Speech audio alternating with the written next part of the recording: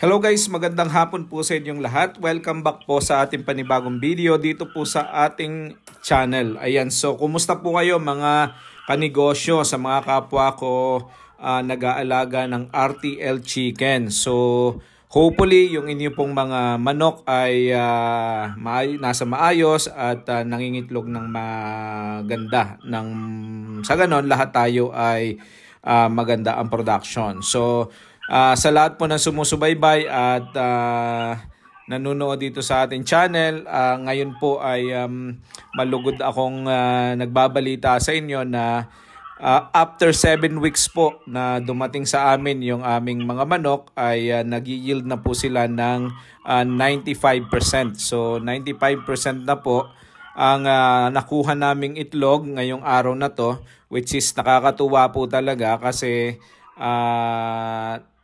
ini-expect ko mga next week pa kami mag-yield ng ganong kataas, no? So hopefully starting next week ay mag-yield na tayo ng mga 98-99%, no? So kung hindi tayo maka 100%, at least kahit paano maka 98-99% tayo para sulit yung ating pagpapagod, sulit yung ating gastos at makabawi tayo sa ating mga puhunan. So, ngayon po ay nag-average kami ng 92%, no? Nasa around 92% kami. Pero happy na tayo na ganyan yung ating yield, no? Kasi basta po lumampas ng 75%, break even na kayo. Pag nag-85% na kayo, meron po kayong counting profit. Pag nag-92 and above na po kayo, medyo maganda-ganda na po kahit paano yung ating return of investment. Makakabawi po tayo sa puhunan. Ayan, so wag lang po tayong magkaroon ng problema katulad ng mga nagkakaroon ng prolapse. Yung iba ay namamatay dahil sa pabago-bago na sitwasyon ng panahon. So alagaan po natin ang ating mga RTL ng vitamins and minerals at saka ng antibiotics po ng gamot kung sakali na meron pong nagkakasakit. Pero wag pong kalimutan yung regular weekly flushing natin na dapat nagfa-flushing tayo sa at least once a week ng bacterial flushing, no? Ganun din po, wag kalimutan na linisin ng maayos ang ating mga poultries, yung ating mga poultries kasi syempre nasa malinis at maayos na environment ang ating mga manok, mas maganda yung kanilang magiging production kasi stress-free sila. So ngayon po, gusto ko po kayong bigyan ng kaunting tips, no, sa amin pong ginagawa kung paano po kami nagbebenta ng mga itlog. So kasi po small time lang din po tayo, hindi tayo malaking poultry, no, hindi tayo malaking RTL business, no.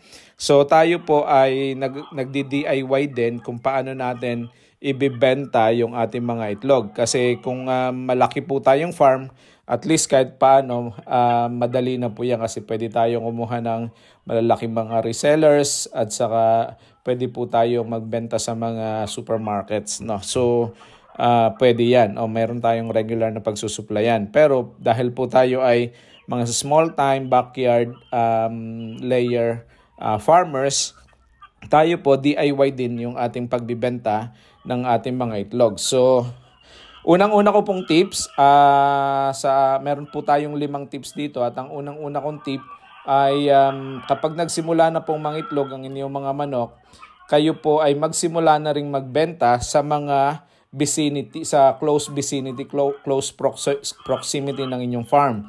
Mga kapitbahay nyo po dyan, kung kayo makakaproduce ng mga 1, 2, 3 trays, ibenta nyo po yan sa inyong mga kapitbahay at sigurado ako matutuwa sila kasi mas mura yung itlog, mas fresh pa yung kanilang bibilhin. So neighborhood po ninyo, sigurado ako yung mga first na production ninyo, mga 2, 3, 4 na trays, kulang na kulang po yan sa inyong mga kapitbahay pa lang, no? So ngayon pa lang, hindi pa nangitlog yung mga manok nyo, ay inyo pong i-canvas na sa inyong mga kapitbahay na pagka nangitlog na inyong manok ay sa inyo na sila bumili ng manok. Instead na bumili sila ng mas mahal at hindi fresh sa ibang mga tindahan, yung sa inyong mga farm, at least kahit paano may papangako nyo na 100% na fresh at the same time mura kaysa sa mga tindahan na binibila nila.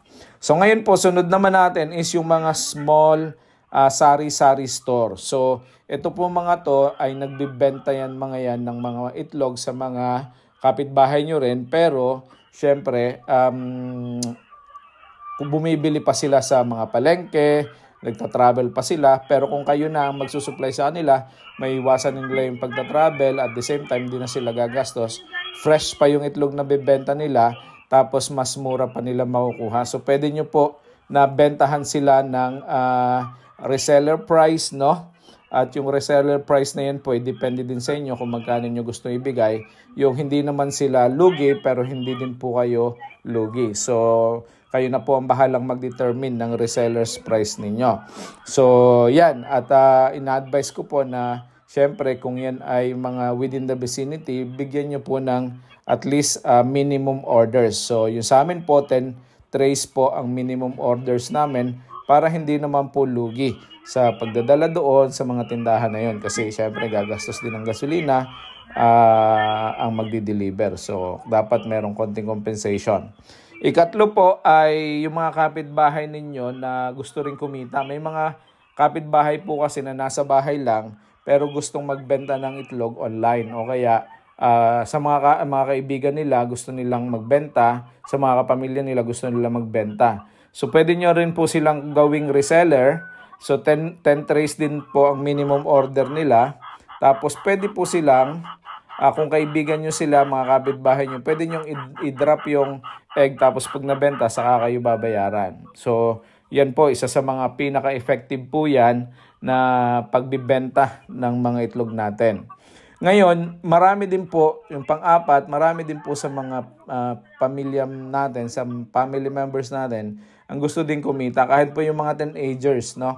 Pagbahay-bahayin nyo sila, tapos pagka nakapagbahay-bahay sila, ay magpa-order sila. Pag may order sila, 10 halimbawa tray, bigyan nyo sila ng 10 tray, deliver nila, tapos pag na-deliver nila, kuhanin nila yung kanilang tubo. So reseller price din ang ibigay nyo doon sa mga kapamilya ninyo. Makakatulong na kayo, lalo ngayon, sa mga panahon na walang pasok ang mga bata, Sabado, Linggo, o kaya ay bakasyon, makakatulong kayo na may gawin sila at kumikita pa sila, no? Ang mga bata kasi minsan tamad maglaro yan, no? Hindi naman naglalaro, wala lang ginagawa sa bahay, naboboard. So turuan natin sila na kahit paano ay kumita, at nang makaipon sila para pag nagbukas ang school, hindi na sila hihingi ng pambaon ng sa kanilang mga magulang, no? So napakaganda po yung encouragement para sa mga bata.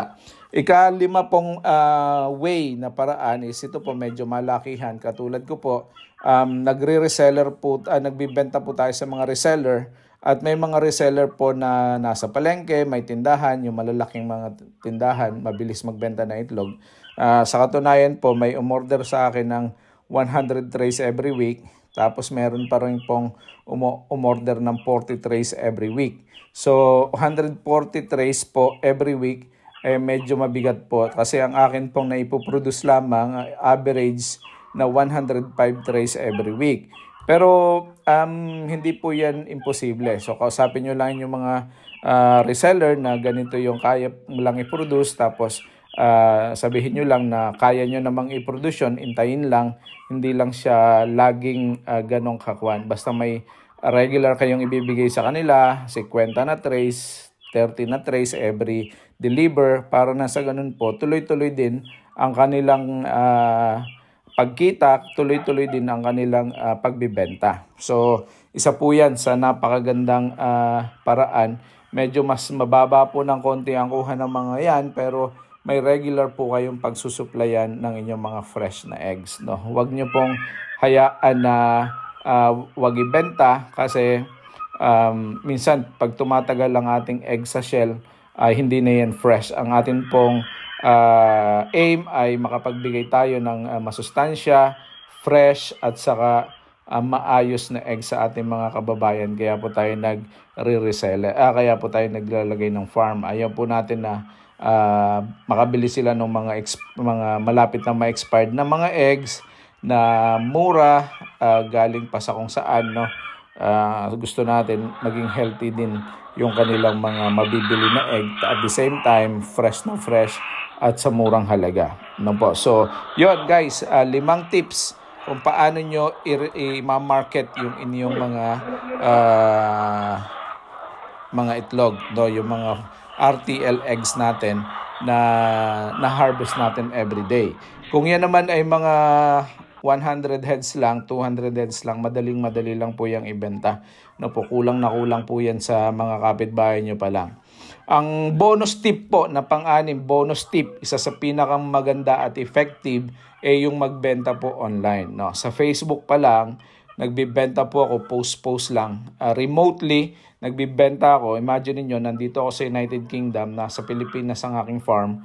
Nagbibenta ako dito remotely sa UK, at lahat ng mga orders po na ino-order sa akin, pinapasa ko lang doon sa tao ko. Tapos yung tao ko na nagdi-deliver, no? Basta sabi ko, dito lang sa area na to kami nagdi-deliver. Kung gusto niyo pong kung wala po kayo sa area namin at gusto niyo bumili, kailangan niyo pong pick upin. Ganun lang po ang aming ginagawa. At awa naman ng Diyos ay hindi po kami natitirahan ng itlog, no? Sa isang linggo, lagi pong ubos ng ubos ang aming mga itlog na napoproduce. Kasi unang-una, mura na. Pangalawa ay sariwang-sariwa pa. So yun po. Hopefully ay nakatulong yung mga tips na to sa inyo. At sana po ay makarami po tayo ng benta. Sa mga medyo namumroblema kung paano ibibenta, wag po kayo mamroblema kasi napakadali pong magbenta. Sabi ko nga nung unang-una po, ay ang itlog po ay commodity, prime commodity po yan, parang bigas yan, no? So pagka wala pong pang-ulam, itlog lang po yung inuulam ng ating mga kababayan kasi yan po ang mas affordable, mas mura at ready to buy sa tindahan. Okay? So maraming salamat po. God bless. See you all sa susunod na video. Huwag pong kalimutang mag-subscribe, mag-thumbs up, mag-comment at mag-share ng ating video. Maraming salamat. God bless. Bye-bye.